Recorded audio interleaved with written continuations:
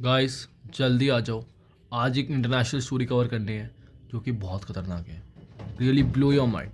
तो रेडी हो जाओ और आ जाओ फटाफट। हाँ जी, तो मैंने अपनी रूम की थीम भी थोड़ी सी डार्क रखी है क्योंकि ये चीज़ रियली डार्क है भाई। पहले बारी में तो तुम्हारे शायद सर के ऊपर से निकल जाए, तुम विश्वास ही ना करो। और दूसरी बारी में तुम्हारे समझ आनी शुरू हो कि क्या हुआ है और क्या चल रहा है। तुम लोगों को मैं ये नहीं बताने वाला कि डीप स्टेट है क्या। तुमने टाइटल से देख लिया होगा। मैं तुम्हें डीप स्टेट ये नहीं बताने वाला कि डीप स्टेट है क्या। इट गोज़ बोरिंग और वो तुम लोग खुद भी पता लगा लोगे। ये तुम ये सोच लोगे मैं किसी यूट्यूब की देख के बना रहा हूँ, यूट्यूबर की देख के बना रहा हूँ। ऐसा कुछ भी नहीं है। ये वीडियोस मैं 3-4 महीने पहले अपनी इसी यूट्यूब चैनल पर डाल चुका हूँ, पर उस पर व्यूज़ नहीं आए तो मैंने डिलीट कर दिया कि मेरे को लगा कि यूट्यूब यूएस की कंपनी है तो उसको प्रमोट नहीं करेगी, because I am speaking against US, तो इसलिए मैंने डिलीट कर दिया। बट अब जब मेरे पास इंटरनेशनल स्टोरी कवर करने का मौका है, तुम लोगों के कमेंट्स आए हैं और मेरा भी मन है कि तुम लोगों को बताऊं, तो इसलिए मैं वापस आ चुका हूँ। तो प्लीज़ इस वीडियो को पूरा देखना। मैं तुम लोगों को एक भी मतलब मैं कह सकता हूँ एक भी चीज़ तुम्हें ऐसी नहीं लगेगी जो इंटरेस्टिंग ना हो। तो पूरा देखना। शुरू करते हैं। देखो, यूएस जैसे वर्क करता है वो टोटली डिफरेंट है। जैसे हमारी इंडिया वर्क करता है ऐसा नहीं है। हमारा जो इंटेलिजेंस है और जो हमारा स्टेट का हेड है, दे आर को रिलेटेड। ठीक है, हमारा इंटेलिजेंस जो भी करता है वो स्टेट के हेड को पूछता है या जो भी कंसर्निंग मिनिस्टर्स हैं उनको पूछता है। बट यूएस में ऐसा नहीं है। यूएस में उनके पावर में जो मर्जी आए उनको उससे घंटा फ़र्क नहीं पड़ता।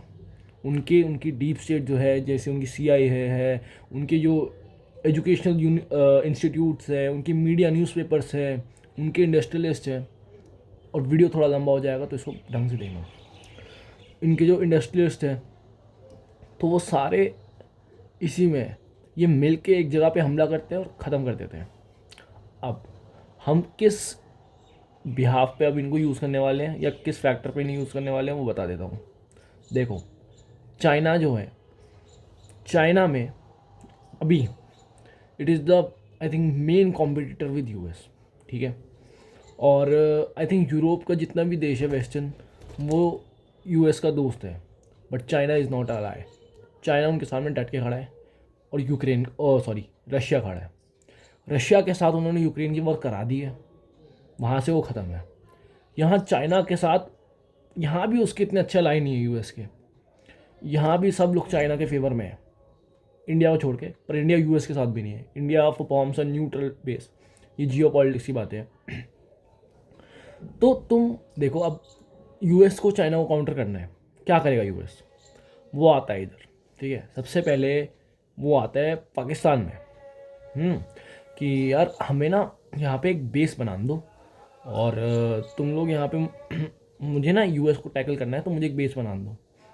तो वहाँ पे तब प्राइम मिनिस्टर था इमरान खान। तो इमरान खान ऑब्वियसली यार अपना स्टेट को इंडिपेंडेंट करना चाहता है, तो वो क्यों करेगा ऐसा? उन्हें मना कर दिया।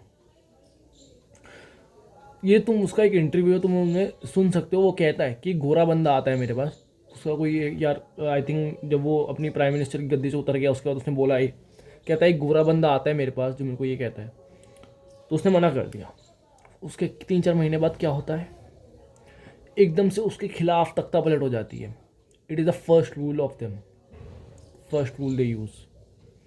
इनके और भी बहुत सारी चीज़ें आगे जो पार्ट 2 बनाऊंगा उसमें बताऊंगा। इसमें सिर्फ एग्जांपल्स दे रहा हूँ। आगे जो जो चीज़ें यूज़ करते हैं सारी इनकी टैटिक्स खोल देंगे। ठीक है।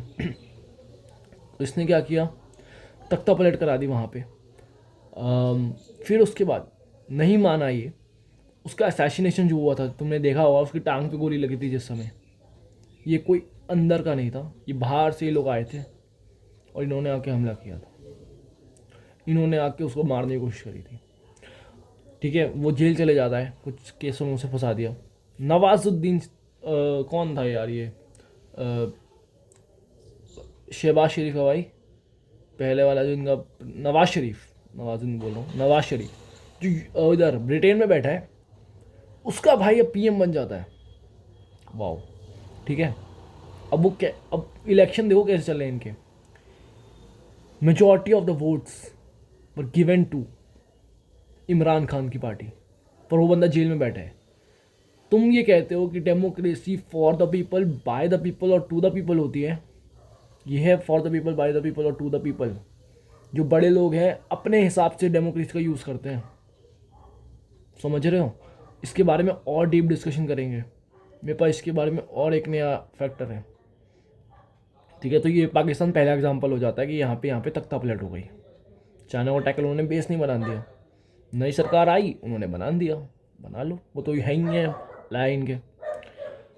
दूसरी ये आते हैं श्रीलंका में। श्रीलंका को भी कहते हैं, वो तो पहले ही चाइना के डेट में से इतना घुसा हुआ है, इन्होंने उसको और बर्बाद कर दिया। इसके अब देखो, अब तुम इन चीज़ों के रिसोर्सेज मांगोगे ना तो वो मिलने मुश्किल है, ये डार्क चीज़ें हैं। इनकी जो क्लासिफाइड फाइल्स भी हैं CIA की, वहाँ भी अभी ये वाली चीज़ें नहीं खुली हैं। अगर तुम मुझसे बिल्कुल मांगो कि प्रूफ दे दो, तो वो तो मेरे पास नहीं है, पर तुम खुद उन चीज़ों को देखते हुए चलो, ठीक है। तो इन्होंने श्रीलंका की हालत और ख़राब कर दी, बिल्कुल ही डूब गया। वहाँ भी तख्ता पलट ही हुई है, प्राइम मिनिस्टर को भागना पड़ा। तीसरा केस जो तुम्हारे सामने बिल्कुल अभी अभी जस्ट हुआ है कुछ महीनों पहले, बांग्लादेश का केस। इसको थोड़ा सा और डीप डाउन देखने की ज़रूरत है, क्योंकि ये बहुत अभी हुआ है। तुमने शेख हसीना का एक और इंटरव्यू देखा होगा, या इंटरव्यू है या शायद वो कुछ प्रेस इन्फॉर्मेशन आती है, तो उसमें लिखा था, वो भी यही कहती है कि मेरे पास एक गोरा बंदा आता है जो मेरे को कहता है कि मेरे को यहीं पे बेस बना दो, ठीक है। तो उसके बीच में इंडिया में भी बहुत सारी चीज़ें हुई हैं जिसके बारे में हम डिस्कस करेंगे, बट अभी सीधा बांग्लादेश आ जाता है, फिर इंडिया बाद में आएंगे। तो वो कहता है गोरा बंदा आया है और फिर हमें ये सब करना है। तो शी सेड नो, कि वो भी यार अपने देश की सॉवरेनिटी है खुद से, और इनके दोस्त है चाइना। पाकिस्तान का भी जो वाला दोस्त है वो चाइना है, बांग्लादेश का भी जो दोस्त है वो चाइना है, श्रीलंका भी उसके डेट में फंसा हुआ है। इंडिया की ऐसी कोई हालत नहीं है एज सच। तो वो उन्होंने मना कर दिया, ठीक है। इन्होंने क्या किया, इनका एक बंदा है जिनका मेरे को नाम याद नहीं आ रहा, मैं अगर एडिटिंग करते वक्त यहाँ पे डाल दूंगा साइड में। तो वो क्या करता है, वो लोग यहाँ पे कराते तख्ता पलट। कैसे कराए, कुछ तो चाहिए। उसी समय वहाँ पे ये लोग ना कुछ ढूंढते हैं कि वहाँ कुछ खराब सा मिल जाए ना, उस देश में कुछ गलत चल रहा हो जिसके बिहाफ पे हम करा दे तख्ता पलट। तो उन्होंने देखा सुप्रीम कोर्ट का लॉ आया है कि जितने भी ये रिजर्वेशन थी उन्होंने फिर बढ़ा दी हैं, ठीक है, जो कि गलत बात है। अब उस देश की वो गलत बात है, हम मानते हैं, इतनी भी गलत बात नहीं है कि तुम उस देश की सरकार ही बिठा दो, सरकार ही दूसरी खड़ी कर दो। इतनी भी गलत बात नहीं थी वो, ठीक है। वो लोग आते हैं, सरकारें बदल, मतलब इन्होंने क्या किया, यूथ को आगे किया, उनमें आग लगाई, छोटे मोटे मिनिस्टर्स को पकड़ा, उनको कहा इनको और आग दो, इनको और पैसा दो, पावर दो, इनको वहाँ खड़े करो, ठीक है, जानबूझ के फाइट करो, इनको प्रोटेस्ट करवाओ, ठीक है। वरना ऐसे किसी के बस की नहीं इतना बड़ा यूथ इकट्ठा करके वहाँ पूरे देश में प्रोटेस्ट चल रहे हैं। और ये पहले कितनी बार हो चुका है कम ज़्यादा, उस समय तो इतने बड़े नहीं हुए, जब ये लोग आए तभी हुए। तो इन्होंने प्रोटेस्ट आगे बढ़ाए और खुद बैक एंड पे खेल रहे थे, देख रहे थे पूरा गेम। जैसे ही बिल्कुल एंड पॉइंट आया, ये आ गए फ्रंट पे। जो अपोजिशन के लीडर थे उन्हें फ्री करवा लिया, मिलिट्री अपने हाथ ले ली, हर चीज़ अपने कंट्रोल में आ गई। तो शेख हसीना के पास इतना टाइम भी नहीं था कि वो देश की प्राइम मिनिस्टर है कि वो अपने देश में आराम से रह पाए, उसके पास सिक्योरिटी तक ख़त्म हो गई थी। तो जो इतना इन्होंने वो कर दिया था, वो तो उसका भाई है शायद, मेरे को जितना इन्फॉर्मेशन है, जो मिलिट्री का चीफ है शायद, वो उसने कह दिया कि आधा एक घंटा तो तेरे पास, तू भाग ले यहाँ से। तो वहाँ से वो इंडिया आई है, वरना आई डोंट थिंक वो वापस आ पाती। जितना यूथ, एंड जब मेरे पास वो न्यूज़ क्लिपिंग्स आ रही थी ना, ये मैंने श्रीलंका में भी देखा था, ये मैंने तब भी देखा, लोग हंसते हुए आ रहे हैं PM हाउस से। भाई तुम्हें देखना है कि तुम्हारे आगे के 10 साल कितने ख़राब होने वाले हैं, वो टोटली ख़राब होने वाले हैं। और आज एक मैंने देखा था कोई न्यूज़पेपर है जिन्होंने बांग्लादेश को एमर्जिंग उसमें डाला है, सबसे बेस्ट कंट्री इस साल की रही है, आगे बताएगा 10 साल, ठीक है। और ये सब जियो पॉलिटिक्स के हिसाब से चल रहा है, ठीक है। बांग्लादेश की हो गई तख्ता पलट, अपोजिशनल लीडर बन गया मेन लीडर, इतनी हेट्रेट फैला दी, इतनी प्रोपोगेंडा फैला दिया कि वहाँ का जो नेशन ऑफ द फादर है उसको तक ख़त्म होना पड़ा, उसकी जो वैल्यू थी वो डाउन हो गई, ठीक है। बांग्लादेश यहाँ ख़त्म होता है, हम आते हैं अपनी इंडिया पे, जो है मेन कंसर्न हमारे लिए क्या मतलब बांग्लादेश से, है ना। हम आते हैं इंडिया पे, इंडिया में भी ये लोग आए। अब इससे कोई प्रूफ नहीं है पीएम मोदी ने कुछ कहा नहीं है, ऑब्वियसली आए होंगे यार, जब ये इन 3 देशों में आए हैं। और चाइना का, जब चाइना हमारा दुश्मन है तो हमारे पास तो आए ही होंगे ऑब्वियसली। क्या होता है, और इसका एक और प्राइम एग्जांपल मैं तुमको फैक्ट्स का दे दूंगा एंड में जाते जाते, तो वो भी तुम देख लेना। क्या होता है, ये लोग आते हैं इंडिया से पूछते हैं, इंडिया ने मना कर दिया, इन्होंने फिर बांग्लादेश की तरह सोचा कि यहाँ भी कुछ करना है। दे गोज टूवर्ड्स कि उस समय क्या चल रहा है, फार्मर लॉ आता है, फार्मर बिल आता है, उसमें एमएसपी कुछ बातें होती हैं। देखो मैं उसके साथ नहीं हूँ कि वो बिल सही था कि वो बिल गलत था, ठीक है, बट कैसे दूसरे हमको यूज़ कर रहे हैं ना कि हमारा खुद का दिमाग चल रहा है, वो बात अलग है, वो बात गलत है। तो ये लोग आते हैं फार्मर बिल में, तुम एक बार नोटिस करना, सिर्फ पंजाब की स्टेट क्यों उछली। ठीक है, मैं मान लेता हूँ कि कुछ क्रॉप्स ऐसी होंगी जिन पे एमएसपी लगाया होगा जो सिर्फ पंजाब की साइड होगी, पर पंजाब का जो रीजन है वो अकेला पंजाब के लिए डाइवर्सिफाइड नहीं है। हिमाचल भी उधर ही आता है, हरियाणा भी उधर ही आता है, ठीक है। हिमाचल से नहीं आए, हरियाणा वाले भी इसलिए आए क्योंकि इनका रास्ता ही हरियाणा से पड़ता है। बीच में इन्होंने कर दिया होगा फ़ोन वोन की आओ तुम भी साथ चलो, हरियाणा वाले इसलिए आए होंगे। वरना जब स्टार्टिंग की बात उछली थी हरियाणा से उछली थी।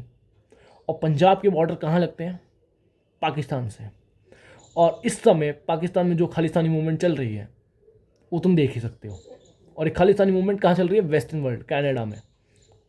तो तुम थोड़ा लिंक करो इन सब चीज़ों को, ऐसे सीरियसली देख के नहीं कुछ होता, ठीक है। इसलिए पंजाब में मूवमेंट उठी। हम मानते हैं कि उस टाइप की क्रॉप होगी जो पूरे स्टेट में ना मिलती होगी, क्योंकि मैंने अभी फार्मर लॉ पढ़ा नहीं है, ठीक है। हम तो फिर हरियाणा वालों को लेके आए। हरियाणा वाले पहले नहीं आए थे, सिर्फ पंजाब वाले आए थे। उसके बाद जब ये यहाँ आ जाते हैं, इन्होंने कहा तो ये सिर्फ फार्मर है। कैसे लाल किला पे वो झंडा दूसरा लगा, ये तो फार्मर्स थे ना। और फिर वो कहते हैं, सिपाहियाँ देते कि इसमें कुछ लोग आ गए ऐसे, सही में कुछ लोग आ गए ऐसे। तुम लोगों का मोटिव ही ये था। अगर तुम लोगों को सही में प्रोटेस्ट करने होते हैं तो तुम लोग वहीं बैठे रहते, तुम लोग ऐसे लाल किला के ऊपर चढ़ के नहीं करते। और अगर कुछ लोग होते तो वो देख के वापस चले जाते कि अगर यहाँ ये हो रहा है तो इससे किसानों का नाम खराब हो रहा है, अगर उनको इतना ही कुछ होता तो, ठीक है। पहला ये हुआ। दूसरा, इस पे विदेशी, वो कौन थी यार, वो कोई तो यार एक बाहर की, आई थिंक एक एक्ट्रेस थी जिसने इसके ऊपर कमेंट किया था यार, मेरे को रिहाना ने किया था शायद, आई थिंक सो, मेरे को प्रॉपर्ली नाम याद नहीं है, क्लिपिंग डाल देंगे यहाँ पे। उसने कमेंट किया था, सोचो वो कभी पंजाब आई नहीं, उसने कभी पंजाब देखा नहीं। जब से उसका वो हुआ है कि किसान आंदोलन बंद हुआ है, उसके बाद से वो कभी पंजाब आई नहीं और वो पंजाब के बारे में लिख रही है। तुम कभी सोचो इस चीज़ को कि क्या है, कैसे हो सकता है। तो आज कुछ यूएस में चल रहा हो, तुम क्या यहाँ पे ट्विटर पर बैठ के वो लिखोगे? जब तक तुम यूएस गए नहीं हो, तुम्हें वहाँ की सिचुएशन पता नहीं हो। उसका कोई मतलब नहीं है यूएस से, उसका ना कोई फैमिली मेम्बर, कुछ नहीं, ओ सॉरी पंजाब से, वो फिर भी लिख रही है। और उसके बाद से उसका कोई और ट्वीट आया भी नहीं है उस बारे में। पेड प्रमोशन, पेड प्रोपोगेंडा, इसलिए कहता हूँ, ठीक है। दूसरी चीज़ फिर उसके बाद इंडिया में जो होती है, मणिपुर का। मैं ये नहीं कह रहा मणिपुर का इंसिडेंट गलत है कि सही है, उससे पहले मैं तुमको एक एग्जांपल दे देता हूँ। हमारे देश के जो अपोजिशन के बड़े लीडर हैं, राहुल गांधी जी, वो जाते हैं यूएस। मैं किसी पॉलिटिकल वाइज साइड नहीं हूँ, और मैं तुम्हें एक जियो पॉलिटिक्स सिनेरियो बता रहा हूँ कि लोग पावर में आने के लिए क्या क्या कर देते हैं। वो तुम्हें याद होगा, वो उस समय ब्रिटेन में थे, उन्होंने कुछ उल्टा सीधा इंटरव्यू दिया था, उसका तो उन्हें यूएस जाना था। वो यूएस जाते हैं, उनकी एक फ़ोटो वायरल होती है जिसमें वो वाइट हाउस के अंदर जा रहे होते हैं।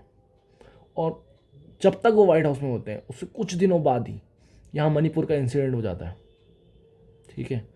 और सबसे पहले यहाँ से कौन भागता है? राहुल गांधी जी की बहन प्रियंका गांधी जी सबसे पहले मणिपुर जाती है। कांग्रेस पार्टी सबसे पहले मणिपुर जाती है, और कोई नहीं जाता। और फिर इन्होंने उस नैरेटिव में चेंज कर दिया कि यहाँ के तो पीएम और वीएम नहीं आ रहे, पीएम और होम मिनिस्टर नहीं आ रहे।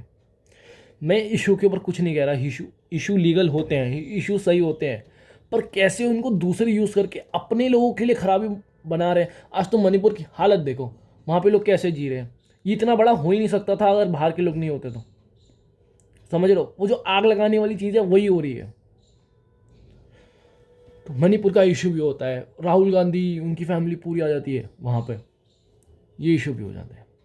उसके बाद तीसरी चीज़, इसी साल की कुछ 4-5 महीने पहले की बात है, यूएस का एक बंदा है जिसका नाम है डोनाल्ड लू, ठीक है।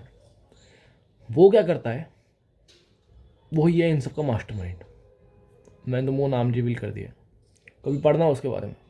रिजीम चेंजर कहते हैं उसे। वो अभी पीछे इंडिया आया था, सारे ऑपोजिशन के लीडर, जम्मू कश्मीर, तेलंगाना, हर एक से मिला है वो, सेंट्रल से नहीं मिला। अच्छा, मैं तुम्हें एक चीज़ तो बताना भूल ही गया, बता देता हूँ। तुम कभी सोचो, वाइट हाउस के अंदर हमारे देश का पीएम ही जा सकता है, उसके अलावा कभी तुमने देखा है कोई और मिनिस्टर भी, कैबिनेट मिनिस्टर भी क्या हो? बहुत रेयर होता है। ये राहुल गांधी तो ऑपोजिशन का मिनिस्टर था, ये कैसे चले गया? सोच रहे हो कभी? ध्यान रखना। अब फिर आ जाता है वापस, ये जम्मू कश्मीर जाता है, तेलंगाना जाता है, सबसे मिलता है रिजीम चेंज करने के चक्कर में। इस बार जो वोट्स पड़ी हैं कम, ये सब इन्हीं का प्रोपोगेंडा था पूरा। वो तो बीजेपी वालों ने अपना प्रोपेगेंडा भी शुरू कर दिया कि हम भी 400 बार जाएंगे, इन्होंने भी अपना कर दिया। मैं किसी पॉलिटिकल वाइज साथ नहीं हूँ, सब एक जैसे हैं। पर तुम ये देखो कि अपने देश को कैसे ये लोग फ़ायदा उठा रहे हैं अपनी इंटरनल पॉलिटिक्स का। हम सिर्फ बीजेपी कांग्रेस करते रह जाते हैं, बाहर के लोग पूरा फ़ायदा उठा के ले जाते हैं हमारा।